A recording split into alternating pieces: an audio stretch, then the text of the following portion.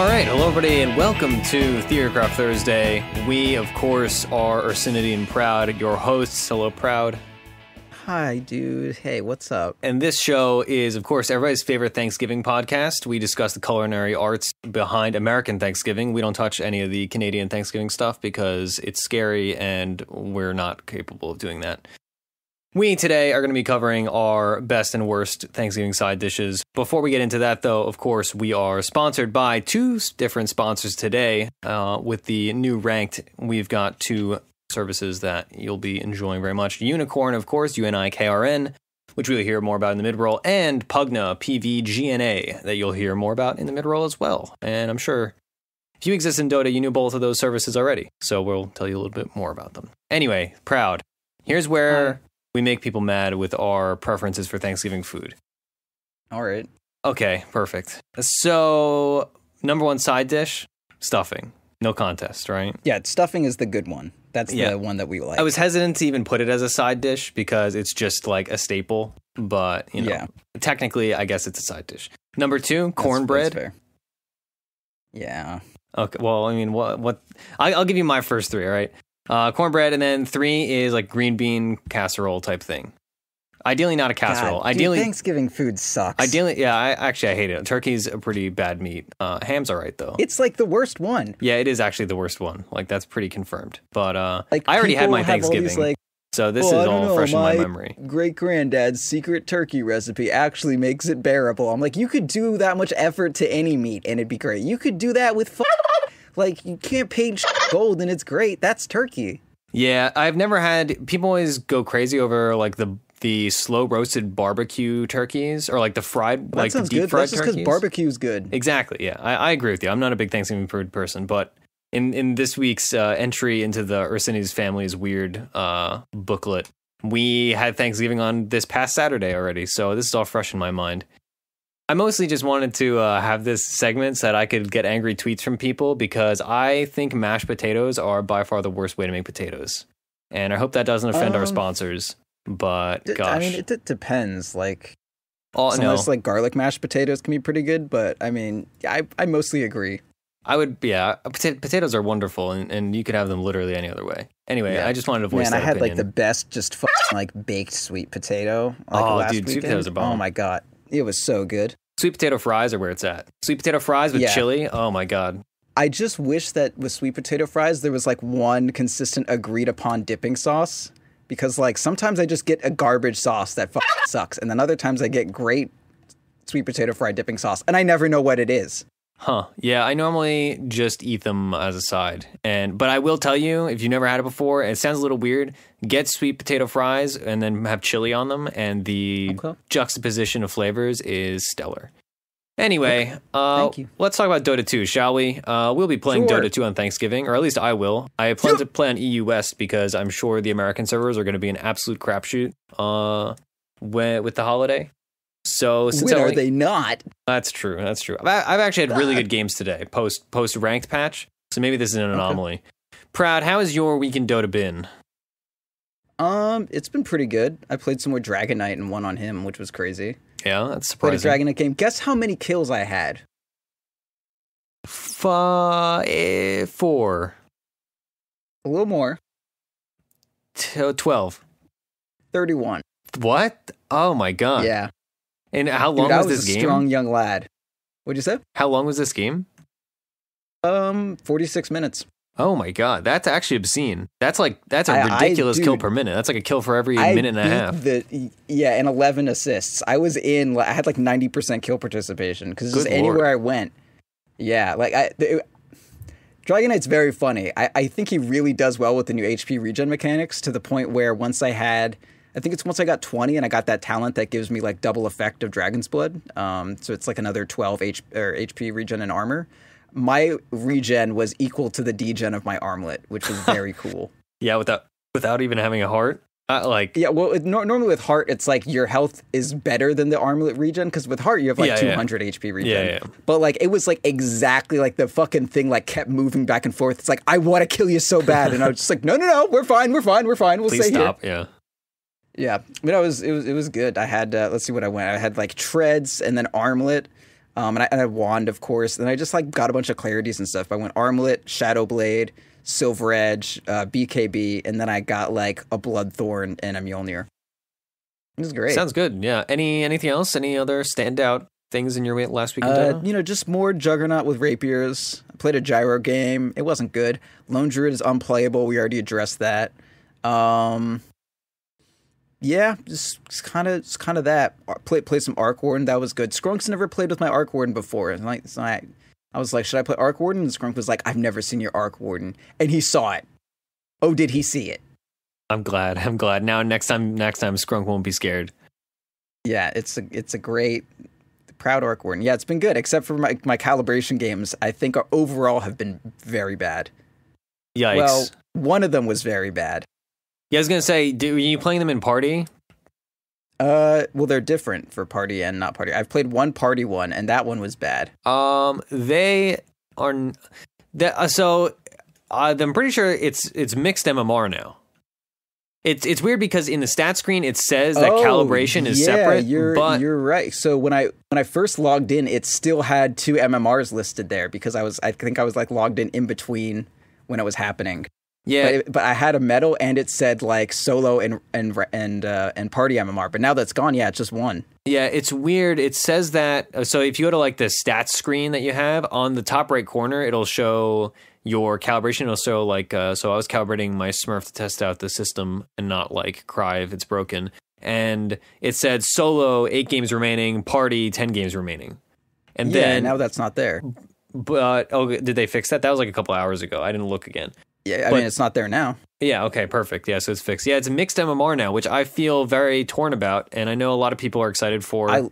I love it. Yeah, I just want to know, like, obviously we're never going to know the numbers behind it, but they said the very vague, in their post, they made a very vague allusion to, party games matter less, but they still affect your rating. But I just want to know, like, do they matter half as much? Do they matter a third as much? Do they matter like 3/4 as much? I'm so ready to be not worried about MMR at all outside of like general categories. Like I just like if it's good to know like, okay, if you're like a 2K player, you should play with this group of people. If you're, 4K with these and, so on and so forth. But like outside of that, I don't need like any of the granular stuff besides like Arteezy hit 10K. Like that's the only time I really give a shit about MMR is when someone like has that, or just to get a general ballpark of how good someone is. And for your own tracking, like, you can figure it out however, but like the worst thing about the MMR system was it only rewarded you, at least in terms of like notoriety wise, or just how good you're allowed to feel about yourself based on the Dota 2 community. Like, it only rewarded you for solo queuing, which is not what Dota 2 is about. That sucks. Yeah, I'm interested in it. I also like... I just like the changes in excuse me, I like the changes in general. I really don't have any complaints. It's just, initially I was like, mixed MMR scares me because then you run into the problem of like, you can boost people more easily. They haven't released data and I haven't been able to test it because obviously unless you are crazy grinding, there's no way you have a calibrated account. We don't know what the barriers for being able to party queue are. Like, it used to be 2,000 difference, right? But now there's no MMR. So is it like 10 stars worth of difference? Or something? Yeah, 2 leagues. Yeah. It's going to be interesting how it shakes out. I've had, I played 3 games I played 2 calibration games on my Smurf and then 1 regular game.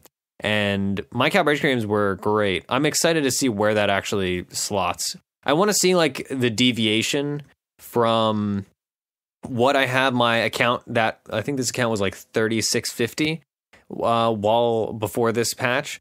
I'm excited to see where that ends up and then where my main account that's at 5017 ends up. Because obviously I'm still the same player on both accounts, but I want to see how much the deviation from your base number can be. Like, if it's only 500 points max variation, maybe my Smurf will be up at 4K, maybe my main account will be, either up or down a couple hundred more. Probably down, honestly. I don't know. If it's taking my party queue into account, I'm in trouble. Yeah, we'll see. I also, I'm really worried, and obviously, you've played Dota for a very long time. There have been times before where supports just got screwed on calibration.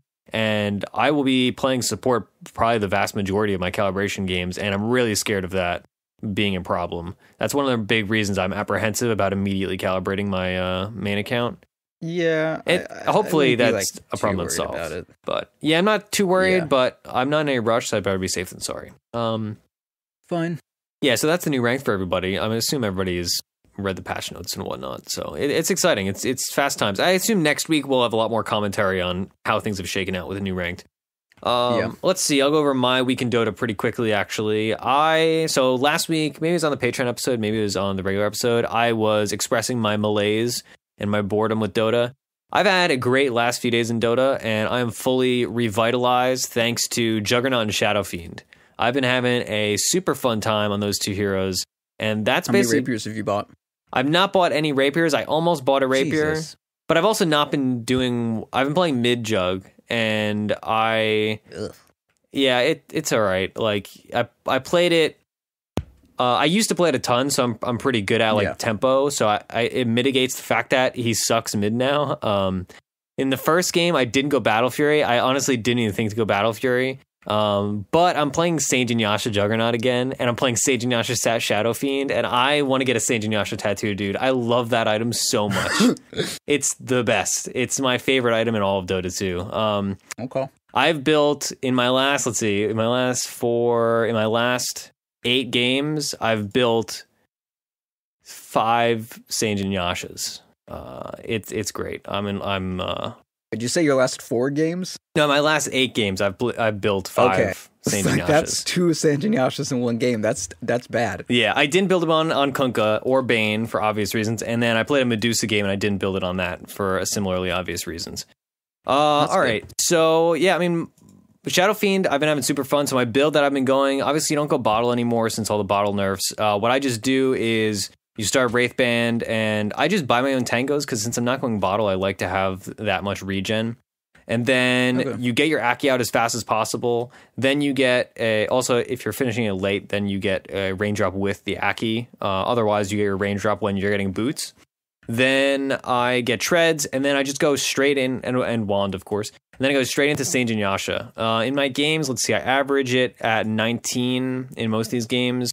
And let's see, when did I get in this game? 16 at this game. So somewhere in that 16 to 20 minute range, I'm getting Sage and Yasha. Yep. And you are just such a force to be reckoned with because you just have all these raw stats.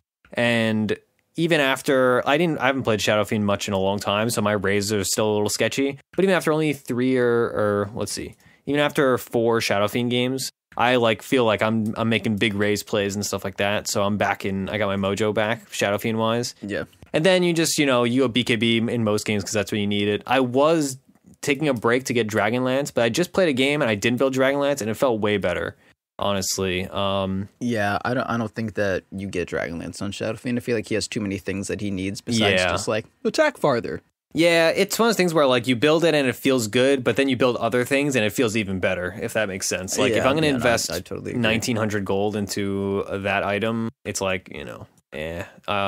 so then instead of that, in terms of my 6 slots, I think instead of the Hurricane Pike, eventually I'll get a Blink.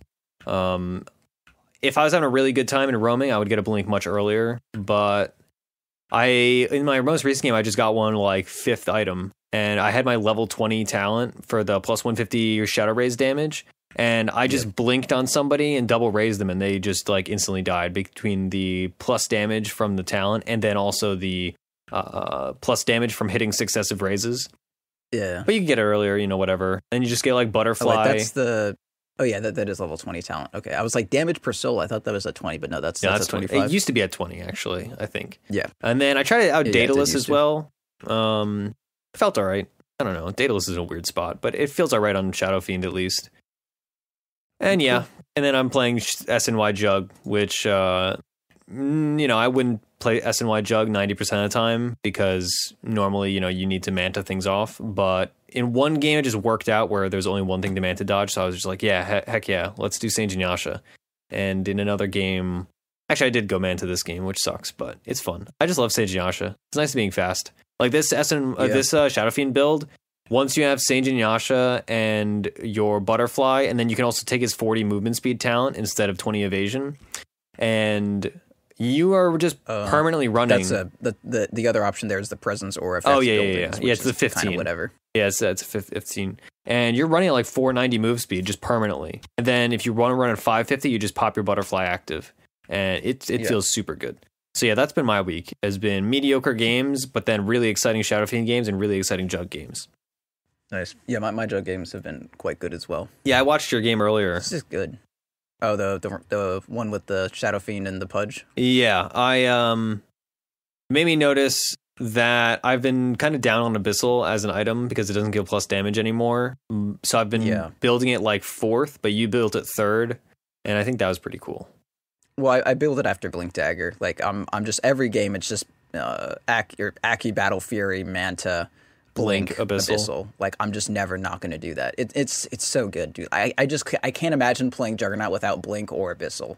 Like he just needs them. Yeah, I found in my game Saint Yasha plus Butterfly, I was just so fast that I could initiate and just run straight in through people and Omni Slash.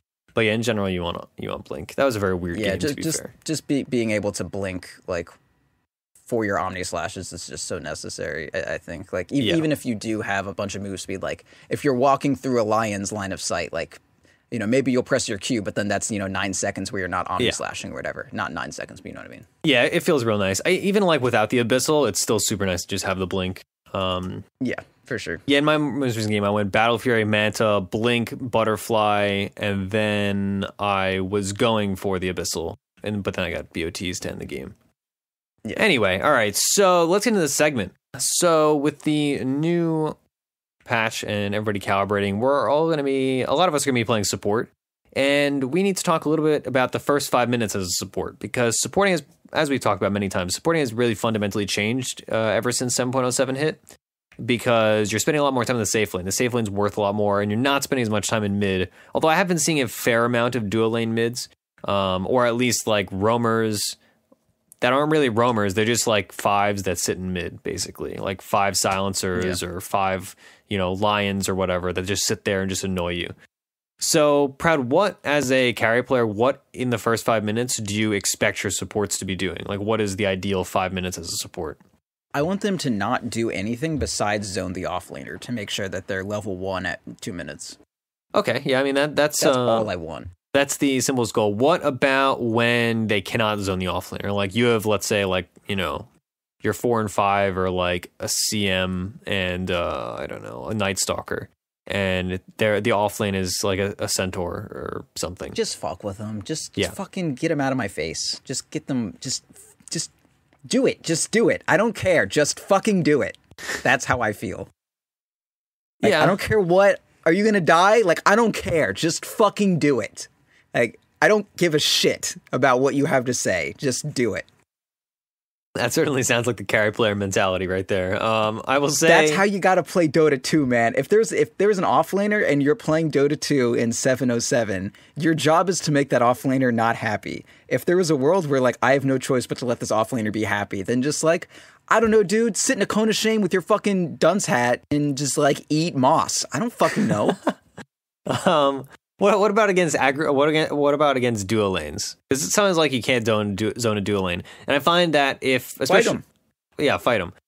Punch them. I find that like the dual lane is oftentimes it's made to fight. Like it's something like Undying Jakiro, and they're just constantly peppering you with abilities. And then your safe lane is some like generic safe lane that's like, oh, we have like a Luna and a Shadow Shaman.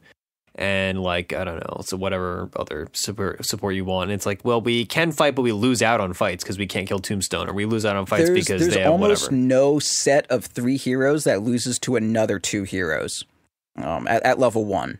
Yeah. Like just once there's only one ability to work with and only one set of like right clicks that's baseline, like unless you have like Crystal Maiden and Lion, and your carry is a Spectre, you're gonna win 3v2. In almost any situation when you're dealing with level 1 heroes. Once like, the dual lane gets level 2 before all your guys get level 2 because they're splitting experience less amount of ways, then you're fucked because they have more levels than you do, like total. That's why like as soon as the opening starts, you gotta fucking do it. Like you gotta do it. You can't not do it, you gotta do it. Yeah, I find when I'm watching games or when I'm playing games for that matter, the big weakness I see, because I've been seeing so many aggro duo lanes these days, is that people don't hard commit to zoning, or they don't hard commit to kills, or they hard commit to a kill, but then they're almost dead. And then, like we always talk about, the scrunk method of you die, but then you just show back up in the off lane and suddenly you're fine.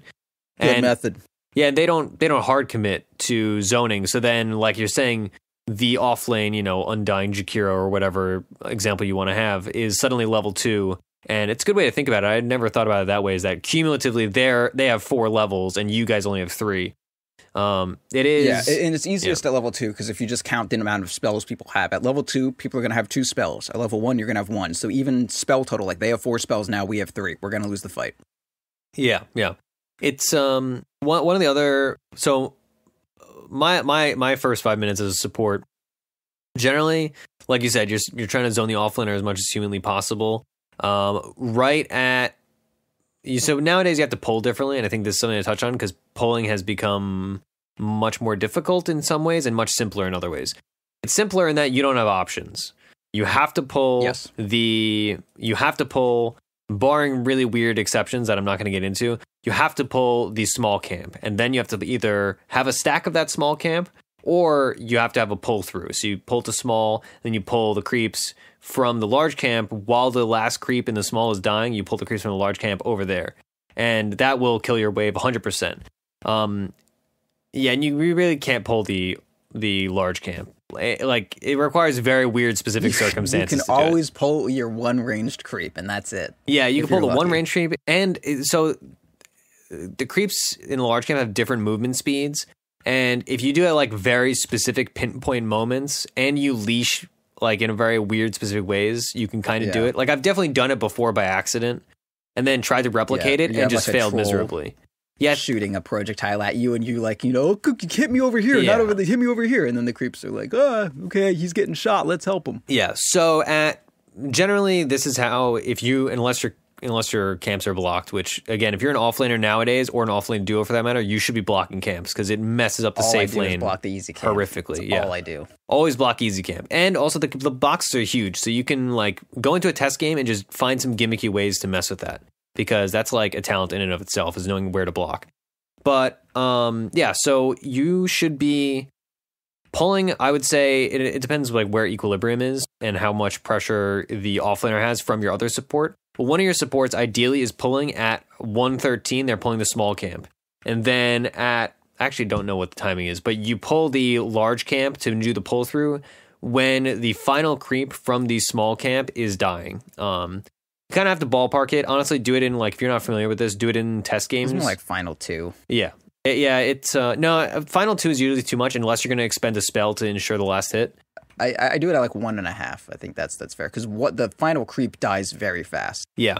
You still got a full wave up. I mean, like, that little kobold boy is gonna fall pretty quick. Yeah, I mean, the kobolds definitely are the worst by far. They're the easiest to kill by your things, but some camps, like I think the Wraith, they'll kill one of your melee creeps. Regardless, just ballpark it. Practice in test games. That's the best advice to give. And then your entire third creep wave is now dead, right? Or fourth, right? No, third. Yes. It's tough though, because like the way that the lanes meet now, if you do one, and also like there's no items in the side shop at all. Yeah, and then sucks, in addition dude. to that, like, so I've had a lot of games where I have like a quelling blade, maybe, and like boots, and then it's worth, like, if I'm a range here, like, okay, if I'm Luna and someone pulls in the first minute, what the fuck am I gonna do? I have 54 damage and I'm just tanking 4 creeps under tower. I'm not gonna win that. I'm gonna lose 3 CS. I'm gonna get the ranged and maybe one of the melee, and I'm gonna need to use a tango. And then the lane is like under my tower, and then we're gonna push up. Yeah. And then you're gonna have to pull again, and it's just gonna keep getting shitty. Yeah. So from a sport perspective, what you do in those kind of situations, ideally, is if you have like let's continue your example. You have Luna safe lane. She can't last hit under tower. She doesn't have enough damage, and also she doesn't have a stout shield, so she's going to take mad damage. So what you do is at 153, you stack the small camp, and on your way from pulling that to stack it, you go to their 2-minute rune. You grab that 2-minute, on your way back, you get your 2-minute, and then, or, maybe the other support gets your 2-minute. Hopefully the offlaner doesn't. And then you pull basically right away. You probably have to give it a couple seconds. 1 or 2 seconds. Yeah, you probably get back by like 2:08, let's say, and then, give it a few seconds. But yeah, so that's what I've been doing. Initially, I was getting my bounty and then the offlane bounty, but that delays you by like a solid half a second, and that was often the difference in things. It's also, especially if the offlaner is not fully zoned, they're going to have to travel all the way to their 2-minute rune, and people, I find, even though the patch existed for a while, people are not used to that rune being there and standing there right at 2 minutes to grab it. I don't see a lot of that happening. I see them get it like 2:10, 2:15, but a lot of times they're like, oh man, I just want to like finish the wave. Oh man, I just want to do X, Y, or Z. So yeah, it's very easy to just, you don't have to soak any lane XP or very little. Then you just go get both those bounties. Suddenly you're like almost level 2, and then you soak like one creep kill from the trees, and then suddenly you have a bunch of level 2 heroes and you kill the offlaner. Yeah, you can soak whatever the fuck you want in my safe lane, man. I'm getting like 80 gold a kill. Yeah. On these little creepies. So do what you want. I'll make up the experience up with my 12-minute Battle Fury. It's fine. Yeah, I've been noticing that too. Because again, like the instincts that we've built up is that like, oh, you don't want to soak, especially 2 heroes don't want to soak from the safe lane. But now it's like, well, like I just played a game and we had playing 4 Kunkka and we had a 5 Shadow Shaman and we had carry AM, and it was like, there's no problem with us soaking. Like, that's just how it works. Like, he figured it out eventually, and we lost that game horribly, but such is life. Yeah. Talking about the opening and like talking about zoning and going back to that a little bit, I don't think it's really so much of a question of what the support does, because the answer is zoning. There's no other. The question is like, what options does the support have? And that's the only option. Your only option is to zone. It's either that or like go try to zone in another lane. And like, why the fuck would you do that? Yeah. Yeah, I mean, so like, again, this is one of those things that in theory is very simple, right? You say, all right, you zone at 0, and then eventually the offlane is super low level. That allows you to go do X, Y, and Z and, help other lanes, whatever. But everything kind of falls apart once games actually get into process, right? Because you're playing Rubik, you're zoning the enemy offlaner, and then suddenly your mid gets ganked, so you have to TP and telekinesis the enemy, whatever 4 that's ganking or what have you. And then suddenly the enemy offlaner is level 2, and your carry's like getting pressured. And then, life happens essentially, and you have set yourself that's into all these problems. after, the first minute or so. Yeah. But even after that first minute, right, you still want to be zoning. You have to... I find that I can stop zoning around like 1:30 to 2 minutes, and that's when the enemy offlaner is behind enough that it's not a huge deal if they get a little bit of XP. Barring certain matchups, like I don't want my safe lane Spectre getting bullied by a bristleback. But if it's a generic, it can depend. Yeah, it just like the game we just played, we had an enemy centaur at level 1 at like 6 minutes, and it was just like, this is fucking great. Yeah. Our Tide Hunter was also level 1 at 6 minutes though. So that was kind of an even exchange there. But either way, the fact is that it was possible. Like and all we needed is like, so we would like go and do the gank or whatever, and I would, be denying and all that stuff. And then just like after every event, it was like they were like a fucking beaten prisoner or some shit like that. Like they were just fucking like in our in the lane, and then they would show up and we would just like yell in their face, and they would retreat to their cellar closet or whatever. And then like they would see that there's we just wouldn't be there for a little bit, and then like Gollum is still just like, oh, they there, precious, and then they like then he waits 40 seconds to come out, and in that time we do the gank, and after done with the gank, we pop back in to be like, no, Gollum, you come out, we're gonna kill you again. And then Gollum's like, I'm sorry, master, and then he just goes back in. Like, as long as you just keep showing up in that lane and like making sure Gollum knows that he should be in the cellar, you're okay. But the issue that I find is like when your support stops showing up in that lane and the offlaner's just like, oh, I know for a fact it's just going to be me in this safe lane, I don't have to worry about anything. That's where the issue is, I think. Yeah, absolutely. All right. So for this week's game, we are not going to be doing a duo lane that's pre-prepared. In honor of us calibrating our new ranked, we are going to be playing just a party rank game, and we're going to be picking and seeing how the game is going to go, right? So rather than pre-plan and say we're picking Shadow Shaman Tiny, we're just going to go into the game and, see where the cards fall. And then when we get back, we're going to talk about, our thought processes and why did we pick X, Y, and Z, and why at the end of the game, what did we wish we would have picked, etc., stuff like that. So should be fun and insightful, and hopefully a win now that we're picking heroes according to the game rather than picking heroes just, because we wanted to play something. Before we break and do that, I think we should talk briefly about our sponsors. So, first sponsor, of course, is Unicorn. That is UNIKRN. Unicorn is your premier esports outlet. You can earn tokens for betting just by playing your favorite games. You can also play games that are not your favorite. I think you can get tokens by playing Dota, of course, with everybody's favorite, but then also CSGO and League. And I'm pretty sure it's just those three.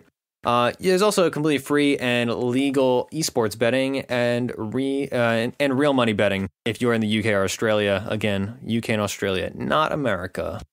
Unicorn also offers other great Dota 2 content, including articles about everything from pro analysis to general game commentary. I'm sure there's something up about the new rank system right now from people like Gorgon and the other writers over at Unicorn. On top of that, Unicorn is launching a new system. They have a Unicorn Connect, as CONNEKT, where you can earn Unicorn Gold just by playing the games that we were talking about, Dota 2, CSGO, and LoL, and you can trade it in for basically raffle tickets so that you can win cosmetic items. You can find more info about this. You can sign up, again, totally free, unicorn.com/connect. I signed up. I think I've made a good few gold. I've not bet on any, or not bet, but I've not won any raffles or entered any raffles yet, but I'm excited to get some cosmetics, hopefully. That is, again, Unicorn, UNIKRN, and Connect with a K. So check them out. We'll hear more about them in successive weeks, or on Tuesday, which is not technically a week from now. Our other sponsor for the day is Pugna. That is PVGNA, pronounced Pugna because it's like a Dota hero. You get it? Pugna is an online educational platform and community where high-skilled Dota players, including mostly pro players, like Wagamama, Jenkins, and other coaches, create educational video guides on how to improve at the game, learn new heroes, and help folks climb the ranks, go from 1-star. What are the new ranks, Proud? I know the top one is Divine. Go from Herald to Archon. Yeah, isn't Archon like the or third? Or Legend or Ancient. If you're... Archon is the fourth. Ancient is sixth, yeah. And then, regardless, you want to go from Archon 1 to Archon 4, Pugna can help you do that. It's completely ad-free. Each hero guide is divided into separate videos tackling a specific concept of heroes or hero mechanics, so it's not like sitting there listening to a 75-minute podcast like some people would do. It's more like, saying... Who the fuck would do that? Yeah, exactly. It's more like, I want to play AM. I'm going to watch 10 minutes and learn how to farm on AM optimally. Stuff like that. Each guide that you watch also has an accompanying Dota client Steam guide so that you can, listen to things and then not have to worry about it. You can just enter them into the game and say, all right, Jenkins told me on Pudge to do X, Y, and Z, and I have a guide right at my side. I don't need to make post-it notes and tape them to my monitor. You can learn an hour or two, things that took them, hundreds of games. There's plenty of content on there for players of all skill levels to learn from. So whether you are just learning the game, or if you've played for a long time, or, if you're a veteran 5K, 6K player, you can still brush up. There's plenty of us, for all of us to learn from. I know myself included. I've been perusing Pugna quite a bit on my account. You can try out the full Pugna Pro subscription for 30 days, 100% free if you use our promo code. Normally it is $5 a month, but if you don't want to pay that, you can just, take a try. That is, our promo code is FOURTH, FOURTH. You can also find them on Twitter, PVGNA, or on their website, pvgna.com. So yeah, they're going to be advertising with us for a little bit. So we're excited for that. All right, cool. So let's hop into our game, shall we? Yeah. Okay, here we go. Theorycraft Thursday, round 1. The stage of fate is set. Ready? Fight!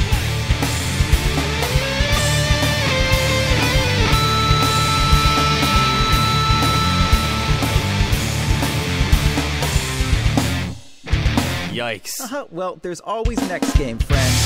Okay. All right, hello everybody. We are back. We have just completed our game. Let's just get right to it, shall we? We ended up picking OD. I picked OD, and you intended to pick Medusa, but then one of our teammates random Wraith King, so you ended up playing Wraith King, right? Proud? Yes. All right. Yeah, hello. Yeah, so it was not an ideal pick from your part. You just kind of got slotted with the Wraith King. Our full team comp, let's do it in order, all right? So, in order, let's remember the pick order, Proud. They picked Rubik. We picked Willow and then random to Wraith King. They picked Centaur and Ancient Apparition, I want to say. I think it was Centaur and Shadow Fiend. Or no, Centaur and CK, maybe? Maybe last pick with the AA was 5th pick. Yeah. Was it? I'm pretty sure, yeah. I think CK and AA were at the same phase, because that's when we had Wyvern already, and I was like, okay, at least it's a decent Wyvern game. True. They had the CK before the Wyvern, for sure. Or after the Wyvern. Yeah, yeah, maybe you're right. I know anyway, I 5th picked OD. Let's just talk a little bit. Obviously, we can't really talk about your pick. So actually, just for reference, if you had to play against their team comp of CK, Centaur, AA, Rubik, Shadow Fiend, what would your ideal hero be in this situation? Medusa. They have a Chaos Knight. I would have picked Medusa. Perfect. I was even thinking about playing Medusa mid, but I ended up not doing that. I feel like that would have been good, actually. Yeah, I feel like I would have been a little worried about just getting absolutely dominated by Shadow Fiend once he got a little bit of damage. But then again, like, OD also sucks at dealing with Shadow Fiend because he deals so little damage. I ended up picking OD 5th because OD is quite good against CK because of all the plus damage to illusions. And on top of that, I felt like it was an okay matchup against the Shadow Fiend. It's obviously not a winning matchup against Shadow Fiend. You just kind of trade farm. And let me look what it was like. Actually, it's not loaded up yet, but it felt relatively even. I had a couple I was probably behind by like 10 or something. I mean, as far as net worth is concerned, you were down by about 500 at 5 minutes. At 5, yeah. He. God, what happened? It was the one kill that he ported up top for. I think that was around like a little bit after 5 minutes. Yeah, I also just like was not. My early CSing was just weak. Like, I have not played an OD game in a while, and that guy was really good at hitting raises, so he's pressuring me real hard. Yeah, that's the worst thing about going against Shadow Fiend. Is like, all you have to do is fuck up 2 CS in the first couple waves, and the lane is gone. Yeah, it was rough. I also... So, frequently when I play OD, I pick it to counterpick melee heroes in mid matchups. Whereas, obviously, this game I picked it to counter CK in, like, the overall game matchup. And so... This game, I had to go back to playing that like annoying, antiquated build where you're maxing Astral Imprisonment instead of maxing Orb. And I feel like I should have just not maxed Orb, but put levels in Orb early anyway and just tried to man fight this guy. But even then, I think he would have just raise comboed me, and that would have gone horribly. So it's just kind of like a damned if you do, damned if you don't situation, it felt like in that lane. Yeah. The AA also rotated early and pressured me a bit, which was quite annoying. And also like to get our every episode minute of complaining about our teammates picked 3 support heroes. First of all, they had Winter Wyvern, Io, and Dark Willow. They played an aggro duo lane that had, moderate success against, they played Winter Wyvern and Dark Willow in an aggro duo against, CK and Rubik and Ancient Apparition, which is a really good kill lane. So just an action-packed off lane / safe lane. But it didn't really. Once the game was really happening, we struggled because our team had 3 supports, and like it was a good Wyvern game, but Wyvern was not able for whatever reasons to get the proper ults. Both of their cores ended up building BKBs, which really hurt me. And really hurt our 3 supports. The IO clearly was not a veteran IO player, which... They did well in lane. Really? Because I was not very impressed with... In lane they were doing great. I didn't see them save anybody that whole game. No, that never happened, really. But people died in like 2 seconds that game. Yeah, that's true. And it was either fucking Chaos Knight was on you or you were alive. One of the two. And the enemy team had an AA, which was just like... The AA was monstrously good in that like early mid game. Like he just hit a bunch of ults that I shouldn't say monstrously good. Like we kind of fed him a bunch of ults, but either way, like it was a really good AA game. So yeah, we had some kind of inherent problems just from the draft going out. They picked, as we mentioned every week, they picked the classically good draft of a bunch of heroes that stun and a bunch of tanky heroes that do physical damage. And they had an offlaner when we did not. Let's talk a little bit about your lane, because they started off as an aggro try or something, like yes, very and briefly. Almost killed me. Yeah. Yeah.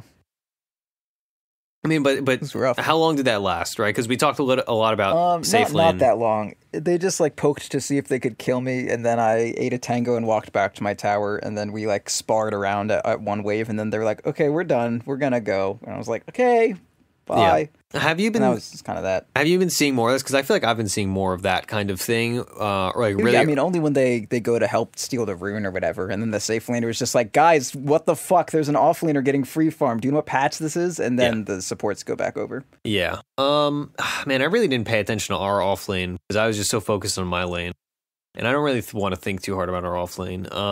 They were like trading kills, so it was like going okay. You know, the Dark Willow had more farm than the Chaos Knight, and the Wyvern had more farm than their other two supports, not combined or anything, but yeah. And then by 10 minutes, the Chaos Knight toppled them pretty handily. Yeah, man, so I've played one CK game, and I had a similar result as this game, where it hit a certain point. Let's see, the game ended at 40 minutes, and at 40 minutes, I want to say CK had something like 4,200 health, something like that. As soon as he got his heart. Yeah, and all he had was his incredible talents, and then on top of that, he had an armlet and an Echo Saber and a heart and a BKB. And then he had a blink and treads, of course, but it wasn't like he had, 6 slots of ridiculous item. It's like he had, pretty solid late, like early late game or late mid game. Yeah, he had one expensive item and a BKB. Yeah, exactly. And it was just rough. Like even with the OD damage, granted, I was dead too early because, man, OD needs to snowball, right? Like we're both OD players, and granted, obviously, I've not been playing it recently, going by how horribly this game went. But there was a time where I felt really strong, right?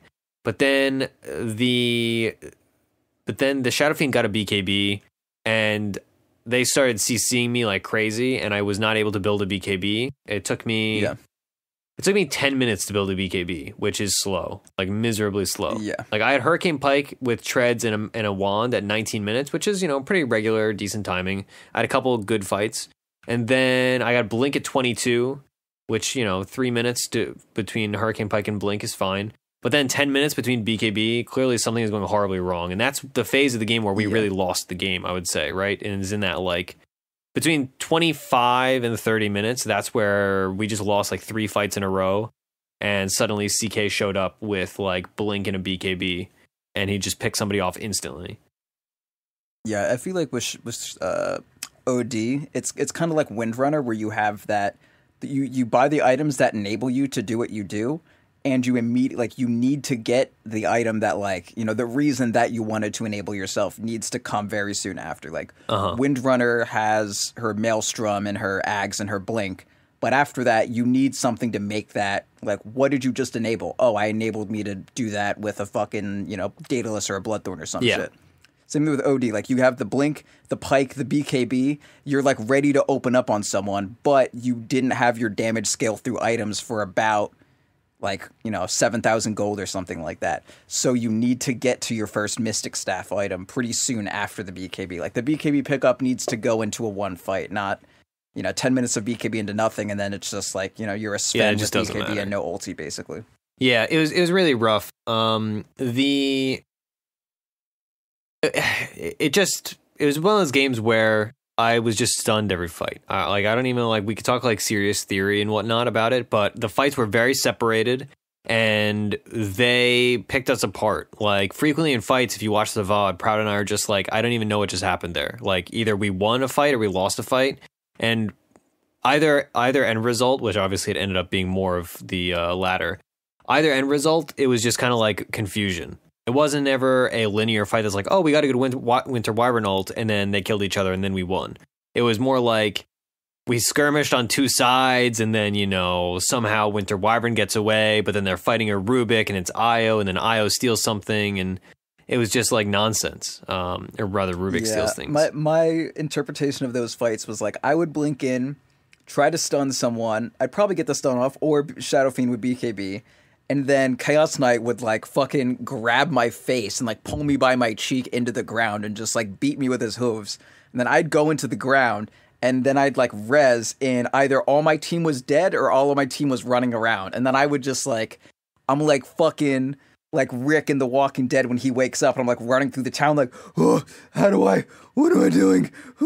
And then I just like try to look for something to happen. I don't know whether or not humanity is alive or if we've all died. I just have no fucking idea. Yeah, well, in this game we were all dead. Win or we lose. Yeah, we were all dead. Yeah, and some of my skeletons, those were fun, but they got killed a lot, which was sad. Yeah, what? So you like really hyped up the skeletons, and like the skeletons are fun, but love them. What, in your opinion, is the like actual usefulness of the skeletons? Oh, it's for when you're blink initiating kills and for mid-game or like early mid-game team fights and tower dives. Like we dove Centaur and I summoned my my skeletons like right as I started to go on him, right before I right-clicked him, and the towers hit the like some of my skeletons were on the tower, some of the skeletons were on Centaur, and of course they died pretty fast to everything to return, but like they absorbed 3 or 4 tower hits, you know, with all of them total.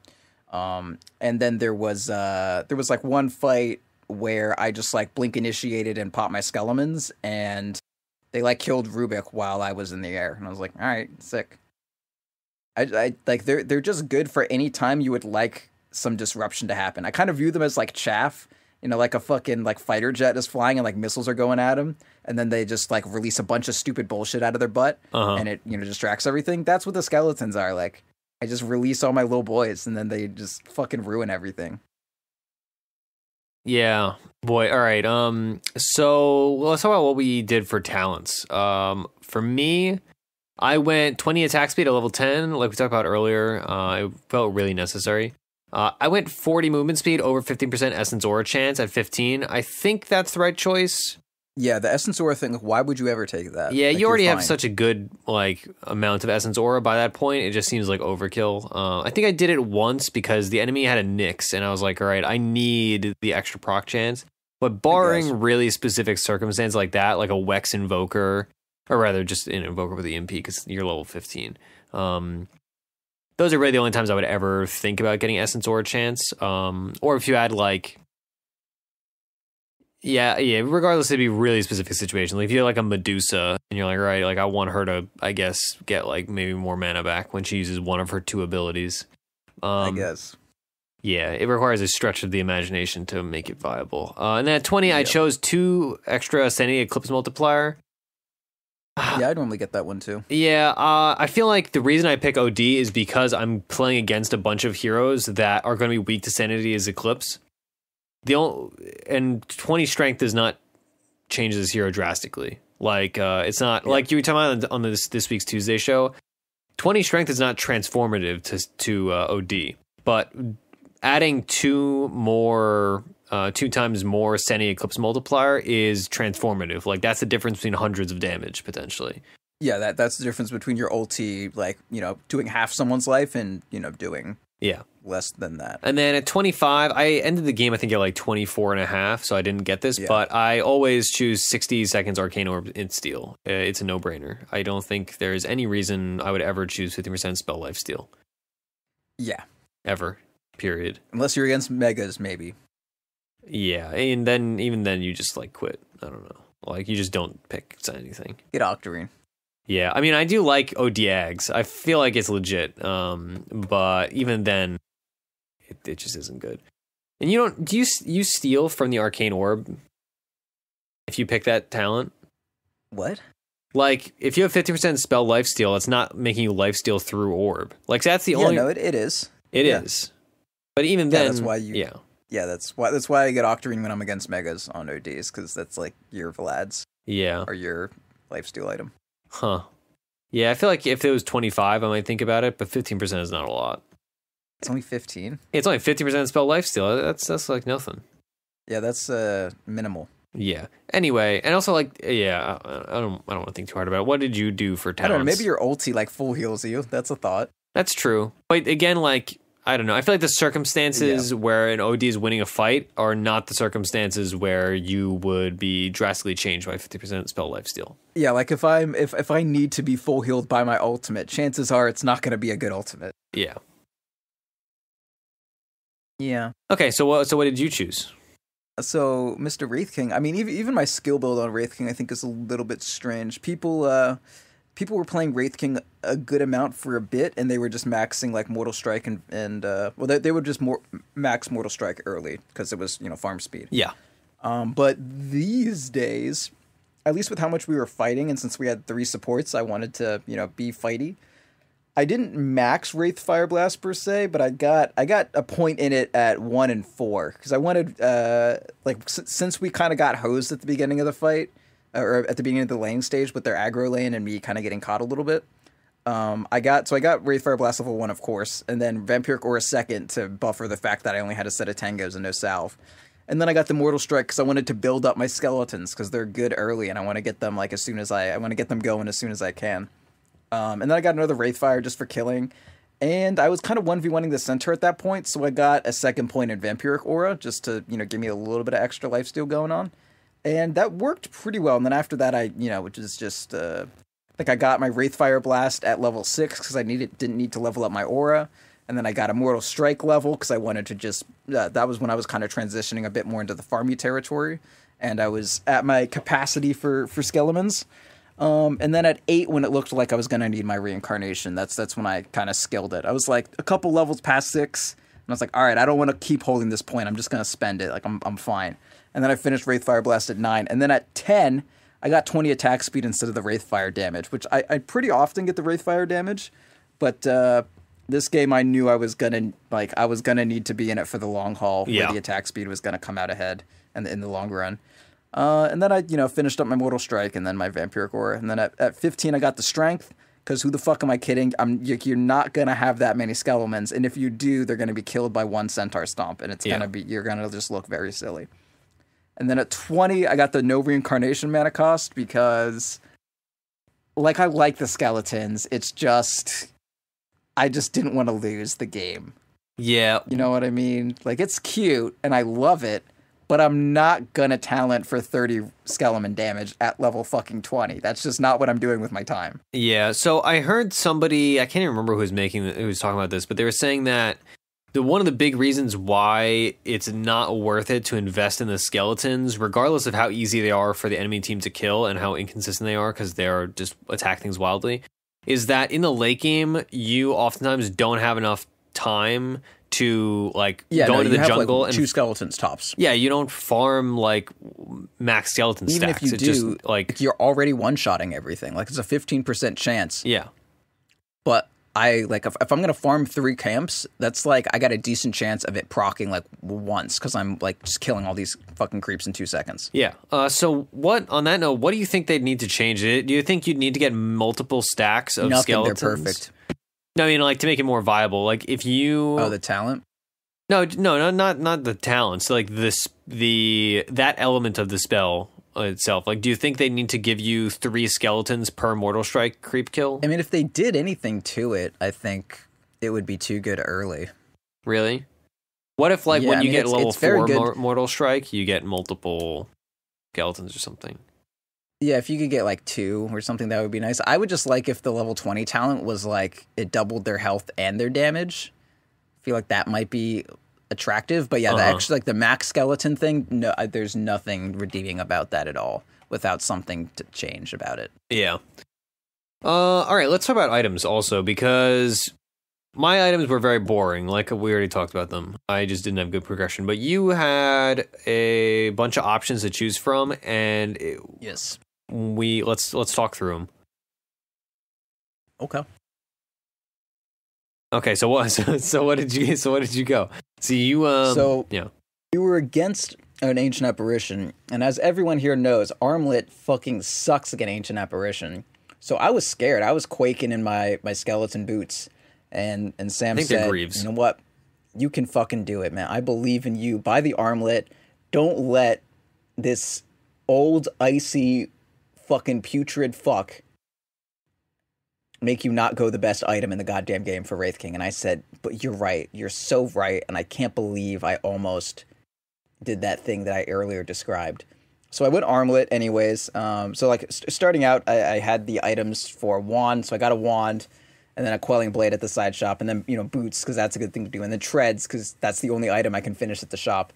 And I got my Armlet sent out. And I was like, you know what? I'm going to get a blink next because I need to be killing people.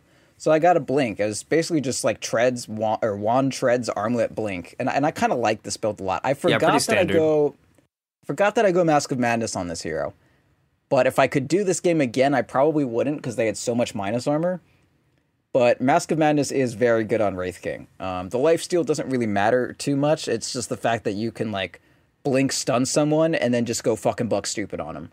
That's you need to kill someone within, you know, the 4 seconds total of disable of your blink stun. Yeah. So Mask is pretty good for that, and things like Echo Saber are just kind of not worth it. But yeah, this game was just difficult with like all the crazy shit they had, and we had no one really to make space in the fights for us, except for like our only AOE ability was really just Winter Wyvern, and we couldn't even do damage during that. So like, what the fuck? Yeah. Yeah, so I got that, and then I wasn't really sure what I wanted. We were kind of winning, so I was like, oh, I'll get a Radiance, and like they have kind of squishy supports, and also it'll make Chaos Knight's Illusions miss and Shadow Fiend miss.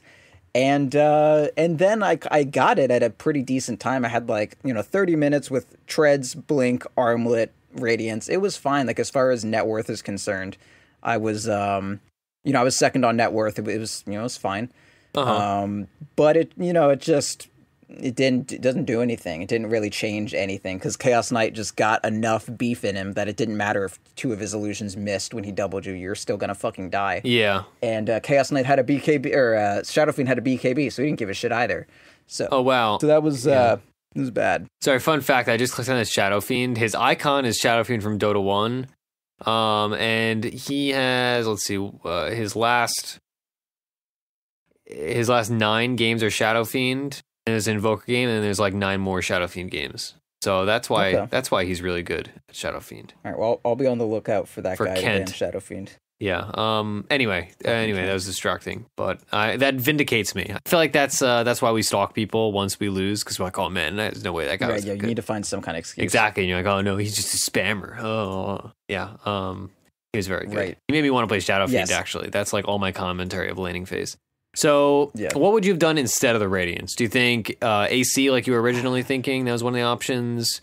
Maybe like a Mjolnir? So the options I was thinking of were either AC or BKB. Mjolnir is like cute, but similar to Radiance, like I would need a shit ton of action to make a dent in the Chaos Knight fucking army of 4,000 health Chaos Boys. Yeah. Like with lightning procs, that's just not gonna happen. That's a large number of lightning procs. They take only like double damage, right?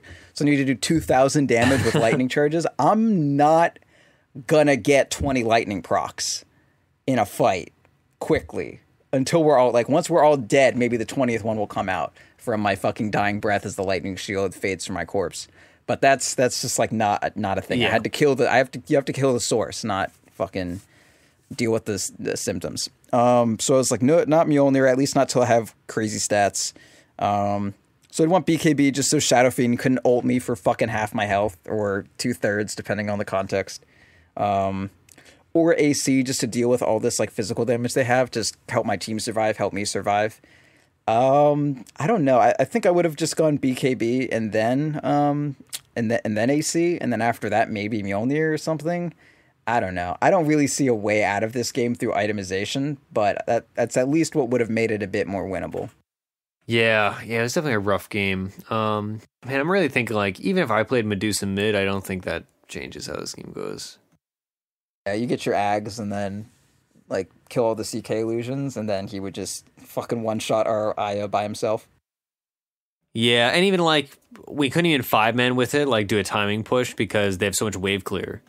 And they're just so hard to kill. Like that was really what it came down to, even in fights that were like middling for me, was just they had a bunch of really tanky heroes, especially once they had BKB on SF. Because SF's BKB came out 9 minutes before the BKB came out on CK. But at a certain point, like we were trying to kill a Centaur, who was their offlaner, who didn't even do that well initially.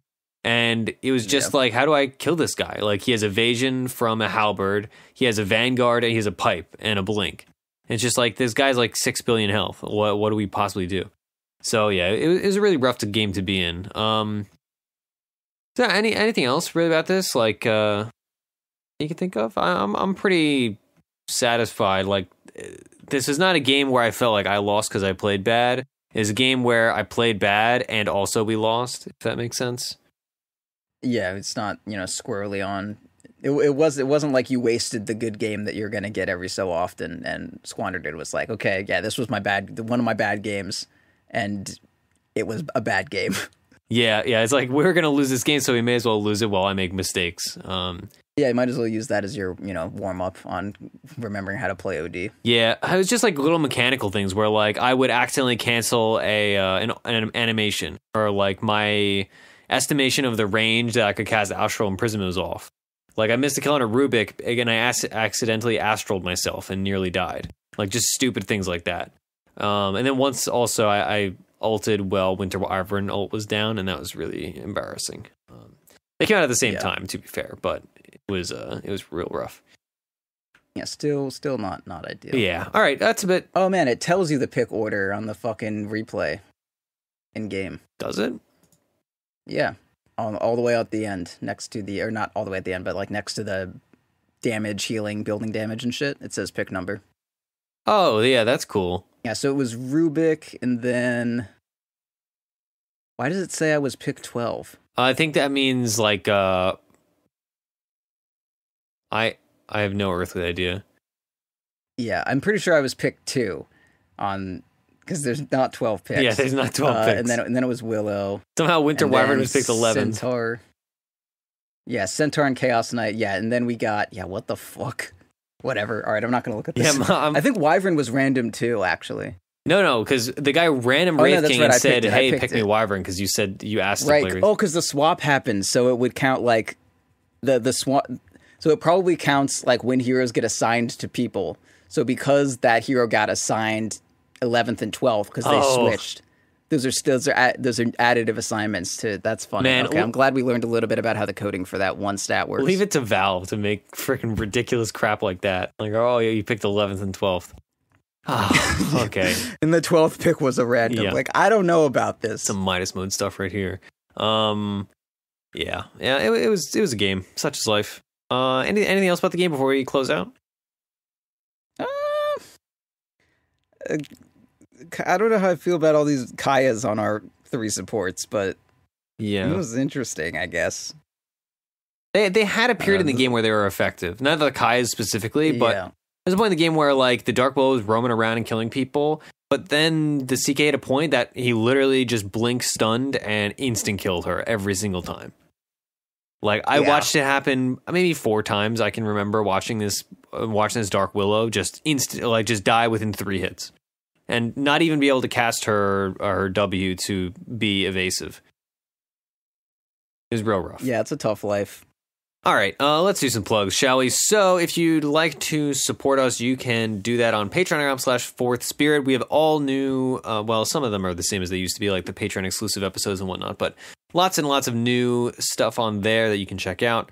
You can also just give us iTunes reviews or tell a friend. Those are the 2 best ways to support us for absolutely free. Or tell companies like Pugna and Unicorn to ask for sponsorships, because we like doing that. You can find us on Discord and, of course, the community as well on discord.gg/4th. That is FOURTH spelled out. You can also find us on Twitter at 4thspirit, at AUpBdub is BDub, at Ursinity is me, and at Proud Dota is Proud Dota. And our YouTube, where you can find all the VODs for all the previous TCTs, and today's TCT is on youtube.com/4thspirit. Again, it's always spelled out FOURTH spirit.